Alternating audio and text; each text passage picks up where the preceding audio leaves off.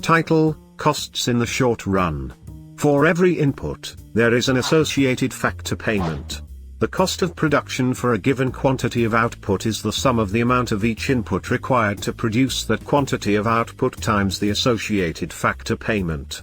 In a short-run perspective, we can divide a firm's total costs into fixed costs, which a firm must incur before producing any output, and variable costs, which the firm incurs in the act of producing. Fixed costs are sunk costs, because they are in the past and the firm cannot alter them. Variable costs typically show diminishing marginal returns. The marginal cost of producing higher levels of output rises. Factor payments are what the firm pays for the use of the factors of production. From the firm's perspective, factor payments are costs.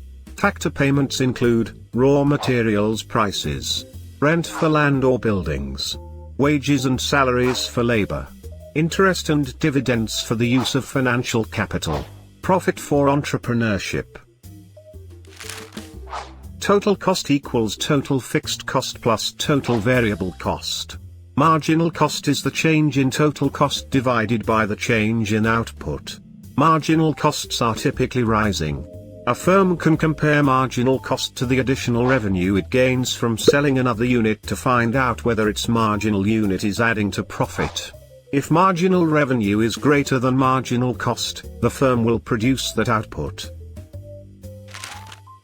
We calculate average total cost by taking total cost and dividing by total output at each different level of output.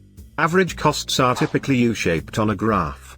If a firm's average cost of production is lower than the market price, a firm will be earning profits. We calculate average variable cost by taking variable cost and dividing by the total output at each level of output. If a firm's average variable cost of production is lower than the market price, then the firm will continue to operate. Average cost tells a firm whether it can earn profits given the current price in the market.